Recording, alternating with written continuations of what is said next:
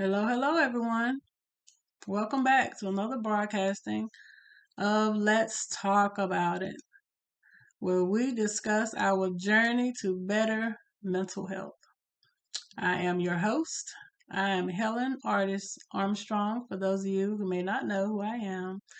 And today we just want to welcome you in as we talk about some of those hard to discuss and hard to understand subject matters concerning better mental health. Today, our topic of discussion is going to be substance abuse. Substance abuse is something that is become a pandemic in and of itself. I know we're dealing with this global pandemic of COVID-19, but when we think about substance abuse, we can also classify this as a pandemic because it's something that the world as a whole is dealing with, and it's something that has been around for decades, and for the foreseeable future I don't see that it's going anywhere. So let's define it. When we say substance abuse, exactly what are we talking about? So by definition, it is overindulgence in or dependence on an addictive substance, especially alcohol or drugs. Let me say that again. Substance abuse is defined as overindulgence in or dependence on an addictive substance, especially alcohol or drugs. I want to begin by just disclosing some personal stuff um, about my life, and that's the fact that my father was an alcoholic. And so, even from the very earliest memories that I have of him, it was of him being drunk. It was of him being intoxicated on a daily basis. I would see him because he didn't live with us, but I would see him, and he was rarely ever sober. And so he died because of the I guess you can say the indications of, or the um, the lack of restraint from his alcohol use. He was only 38 years old, and that's very young. When he died, I was only about 20 years old, maybe 19. And so that was very painful for me to lose my father at such an early age from his dependence on substances, which was alcohol. Um, it was something that he had battled with lifelong, and something that ultimately took his life. And not only took his life, but took away that opportunity for me to have a father in my life as an adult. And it's been a painful experience. And my children don't have the love and the nurturing of a grandfather like I did, which was my father's father. And my grandfather, he was like the best grandfather ever. It was like the sun and the moon rose on him. I lost him way too soon. Way too soon. I was about 16 when he passed away. And so substances played a big part in my family unit, just because of having that awareness of how it can take a person out. In the year of 2015, approximately 15.1 million adults and youth from 12 to 17 suffered from alcohol dependence. That's a lot of people. And we know, early on, some of us will have that drink, sociable drink. The family's having a party. Somebody just may have passed you a beer. You get your first sip of alcohol. Mom has liquor in the cabinet. Dad has liquor in the cabinet. And it's so easy to get to alcohol because it's something that a lot of us don't look at as in the category along with drugs, but it is a drug. Okay, alcohol is a drug, and it can be detrimental to the individual that will get to the point where they become dependent on that particular drug, which is alcohol. And there's some other ones out there that are far, I won't say worse, but just as bad. We talk about the marijuana use. Marijuana is one of the substances that is widely used in the world today as well. It's one of the most common. Matter of fact, alcohol and marijuana are the two most commonly used substances in the United States of America. It seems like, once you come of a certain age, everybody's trying it. Not everybody's doing it, but it seems that way because there's so many that will try these substances. And sometimes some of these young people that try these substances go on to be 10, 20, 30, 40, 50 years later, 50, 60 years old, and still using these substances. And they will go from just being a casual or sociable drinker or a casual or sociable person that's using a substance to an addiction, because it's like a gateway. And we've heard that before, that these things can be a gateway drug when you're talking about alcohol and marijuana, that can lead to heroin use, that can lead to cocaine use, that can lead to the amphetamines and the ecstasy, all these prescription drugs and all the other things, popping pills, popping mollies. You hear about all this stuff that's out there today that is really taking hold of people in society, especially our young people. And as I stated, people will start out young with these substances and go on and lead a life of substance abuse.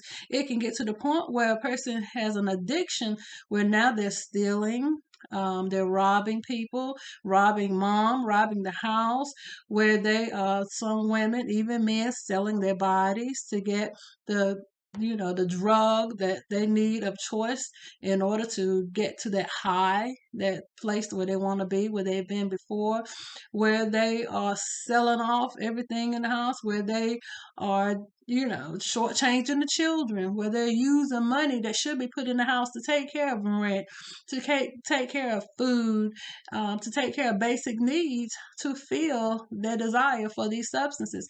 And so it can tear down an entire household. And so there are some people that that are called functioning users, where they say, well, I go to work every day. I punch the clock and I'm, taking care of home and I'm paying my rent and my lights has never been cut off. Well, the issue and the problem with that is that statistics show that eventually, if they continue on the path that they're on, that it will turn into something a whole lot worse, that they will become that person that begins to cave, that begins to feel the effects of the substance use. Well, I spent a little bit too much of the paycheck this week and I can't pay the bills. And you say, well, the kids really didn't need that pair of shoes. And then the whole family will be affected. Okay.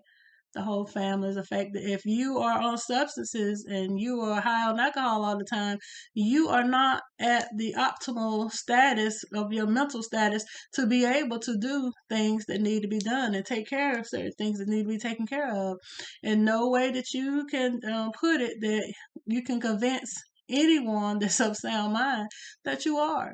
Things are going lacking in your home. Things are going lacking in your life. A lot of people that begin to use these substances, you'll be able to see it in their countenance, in their face, in the way that they dress, in their appearance.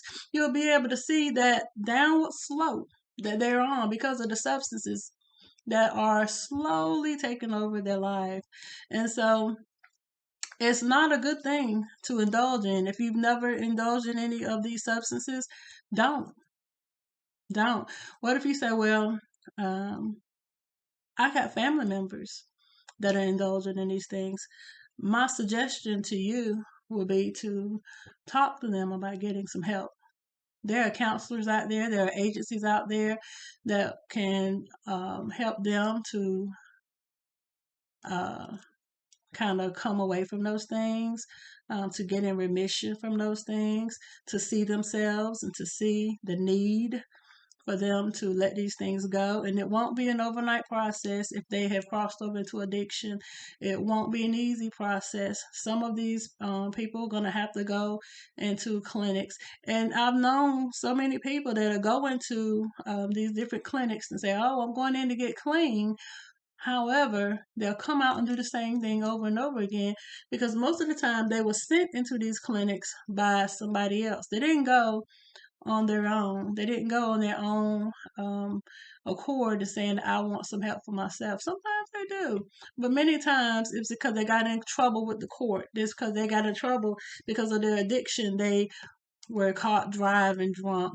They were robbing and stealing. They were committing some crime that they were doing while they were high. And so the court will request or require them to go into these addiction counseling centers, and they'll do it for that time being just to stay out of trouble, just to stay out of jail, but not particularly for themselves. And sometimes a lot of them are going to have to hit rock bottom. And so what can you do to help? Talk to them. Help them to see themselves, not talk at them, not talk down to them, but talk to them on that level where you said, I see you, but I want you to see yourself because I love you and I want to see you do better, especially if it's your child, especially if it's your spouse. There are different meetings that you can go to. There's NA meetings, which is Narcotics Anonymous, for those that are dealing with things like the marijuana, the heroin, the cocaine, the amphetamines. And I'm learning that there's a lot of people that are hooked on drugs and drug dependent that don't even realize it. Maybe you had that illness and you had that accident, you had that surgery, and they put you on some of these narcotics as a painkiller. And the next thing you know, you don't feel good without them. You have to have them every day. Well, that means that you developed an addiction and you can get help. You can get help, but you have to reach out. You have to, first of all, see yourself that you need the help and reach out to someone. Alcoholics Anonymous, they have a wonderful 12-step program that they will send you through. And you know what? You may say, I've already been through that. Go through it again and continue to go through it. I know some people that are, clients of mine that have been through these programs for years now, and they continue to go through these programs because they want to be clean, because they want to come out of the predicament that they're in. They may have been 20, 10, 15 years since they've used, but because they still have that urge on the inside, they say, I'll continue to take some meetings. I'll continue to go and sit in on these group sessions that are most of the time are free, absolutely free, just to help myself to continue to stay free from these substances that have altered my life. And sometimes they have altered their lives in such a detrimental way that they say, I can't not go to these meetings. I can't not see a counselor because my life is on the line behind it. If this is you watching this recording right now and you say that I'm that person that needs help, reach out. There's a National Substance Abuse Mental Health Hotline, and that number is 1-800-662-HELP. 1-800-662-4357. That last 4 digits spells out the word help. Again, it is 1-800-662-4357. Reach out. There's some counselors out there that are waiting and ready to talk to you about overcoming your desire for these substances. And again, just know that you may start out with it recreationally, but it can turn into something that's really, really quick. Even the sociable drinker, one incident of a heavy stress day, a heavy day that, that life, happens to them, and they're going through all these changes, and somebody died, and now they have the burden of taking care of kids and these bills. These things can be stressors, and they can be triggers that will have you changing from being a sociable drinker and a sociable, every now and again, smoke a little weed user to, I need something now to help me to take the edge off. I need something now to help me to get through my day. Well, you begin to self-medicate, and after you begin to self-medicate, you will cross over into addiction. I can't stress enough, if you find out that this is you, or you know somebody that this pertains to, reach out. Reach out for help. You may have to call that number for your spouse. You may have to call that number for your siblings, for your sister, your brother. You may have to call that number for your friend. okay? Because ultimately you could be saving a life. Again, I started this broadcast out saying that my father died as a result of substance abuse, years and years and years of drinking. And he was self medicating. He had an accident when he was young, which broke his leg in several places. And as a result of that accident and the pain that he was experiencing in his body, instead of reaching out for some other medical help and reaching out for some type of counseling help, he reached for that bottle and began to just pour himself in, and that's the way that he was coping with his pain. But there are other ways, and I encourage you to find those other ways, okay? That you won't have a wasted life, that you won't get 20, 30 years down the road and look back and see where substance has taken over your life and taken away your quality of life, okay? So reach out and get some help.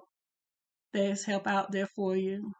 There is. I want to leave you with two different scriptures on today. The first one is 1 Peter 5:8. And it says, "Be sober, be vigilant, because your adversary, the devil, as a roaring lion, walk about, seeking whom he may devour." It says, listen, get sober.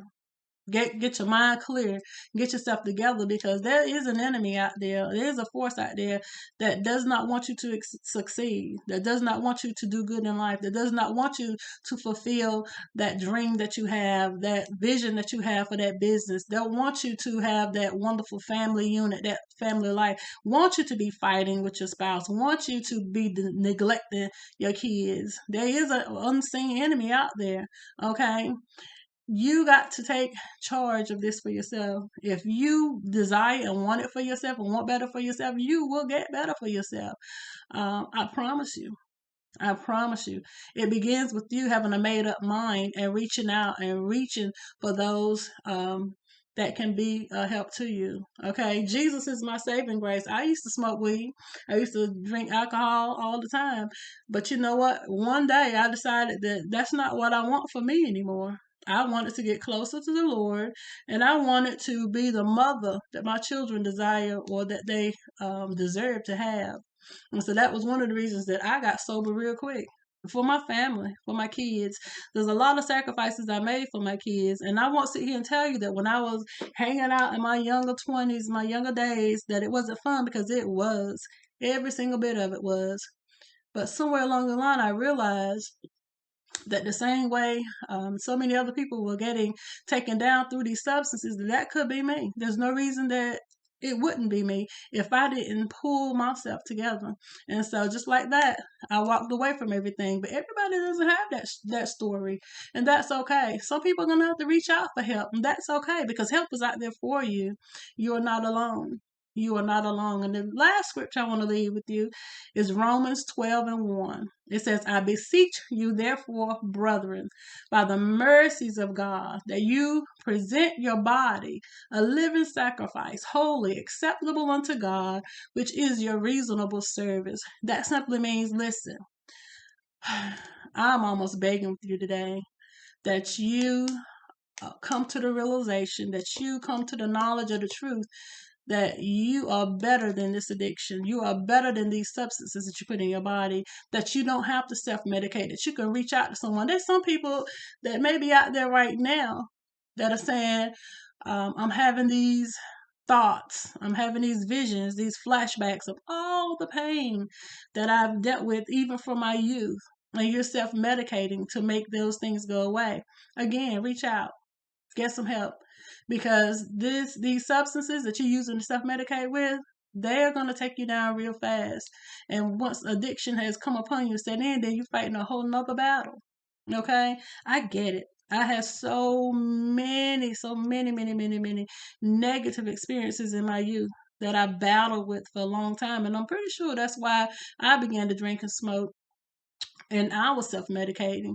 But at some point I found out, there's something else. There's someone else out there that has gone through this. I'm not by myself. And I am better than these substances that are trying to take me down, that even though those things happened to me in my youth, not only was it not my fault, but it's behind me. It's behind me, and it's up to me to take charge of my future. And that's what I did. And I did it through the mercy and grace of Jesus Christ, my Lord and Savior. I am quick to let everybody know, anybody in my path know, that Jesus is my saving grace. Okay. And he has given some people like myself out there the professional ability to sit and talk with you through your struggle, to let you know that not only you're not by yourself, but we can come up with some strategies. We can come up with some coping mechanisms that are not going to be substances that are going to take you down, that are going to be harmful to your body. And these substances, I don't know if I mentioned this, that you put it in your body, they're breaking your body down. They're damaging your heart. They're damaging your liver. They're damaging your kidneys, damaging your lungs. And some people don't think that tobacco and cigarette smoke is a substance, but it is. It is. It is a drug. Damaging your lungs, causing lung disease and all the other things. Yeah, cigarettes is right up there with some of those that are tearing you down silently, that you may not even see it coming. And it says that nicotine is an extremely lethal substance according to the Center for Disease Control. And it is taking a lot of people down. I used to smoke cigarettes too. And when I walked away from all the other substances, I left those behind as well. And I'm glad about it today. My body thanks me. Okay. I'm not as healthy as I want to be or healthy as I should be, but I'm healthier than I would. I'm healthier than I would have been if I had continued on the path that I was on. I am 18 years free and clean of the last time I took a puff of marijuana or drank any alcohol or cigarettes. And I'm glad about it today. It's doable. I did it and you can too. Well, that's our broadcast for today. I hope we've said something that would be beneficial to you. Don't forget, tell a neighbor, tell a friend, tell somebody that you know who are indulging in these substances that there is a better way. Feel free to reach out to us by way of email at kboministries@yahoo.com. That is kboministries@yahoo.com. Feel free. We love to hear from you, and we will definitely try to respond to anybody that sends us email. And we thank you for joining us on today. Well, for this week, that's it. That's it. And my prayer for you today is that you just be blessed. Be blessed and live just the abundant life of just, blessings, and use all your gifts and your talents, and have a wonderful family and family unit, and that you just, flourish in everything you do. Okay. Have a good week. See you the next time.